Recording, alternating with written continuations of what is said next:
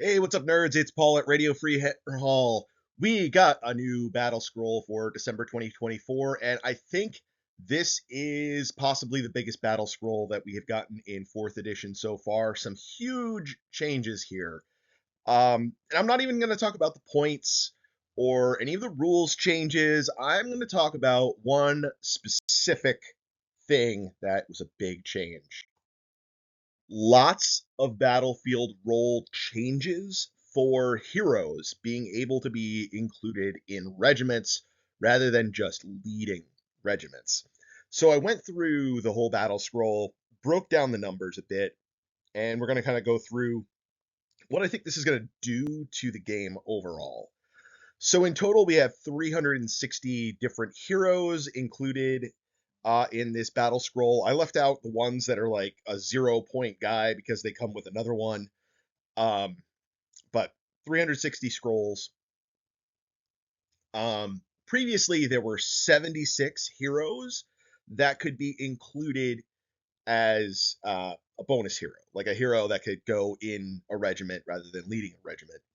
We added 51 additional ones, so up 67%, nearly doubling the number that we have available.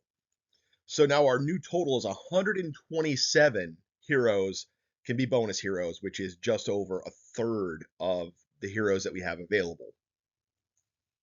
Only 6 armies had no change to the number they got. Um, Caradron Overlords, almost all of their heroes already were. Same with Sons of Bahamut. Um, Bone Splitters is not a real army. It's got 6 months left. So all that was actual real uh no change. Maggotkin, Tzeentch, and Seraphon. All of those I think needed them, and I'm not sure why they didn't get that change, but um we'll see what it does meta-wise, like if those armies lag behind because they're not getting these other heroes available. The big thing that I would notice with Tzeentch and Seraphon is that those are armies that would want more heroes in their list, so maybe they're just sort of getting held back a little bit so that they don't just spam tons of magic. Um, I think this is huge. This has been a major list building constraint that a lot of people have been complaining about in this new edition, and this is going to cause some major changes. This was a change that I know I've called for, and a bunch of other people have called for. Um, we needed a lot more, and we got a lot more. So let's run through the armies real quick with the breakdown of what we've got here. Um, so I broke down, you can look at your screen. I'm not going to read off everything here. Um, but there are some pretty big changes, right? The Caradron Overlords, they started with 8 heroes total. 5 of them could be included as bonus heroes, so they don't change. They were already in like the place that they should have been, right? Um, Major changes though. Fire Slayers went from 2 bonus heroes to 7. So the majority of your heroes in Fire Slayers now can be included as bonus heroes.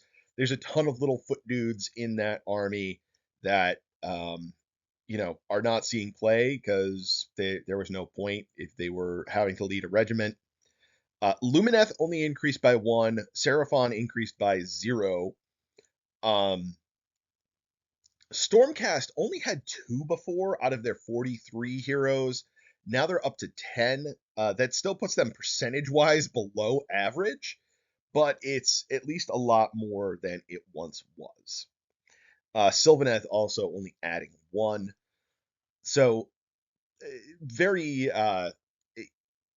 if you look down the new percentage column all the way over to the right, um, a lot of these are going to average out to around like a third, seems to be about what they're aiming for with these. Some of them were already higher, some are just kind of staying lower for reasons that kind of make sense to the army.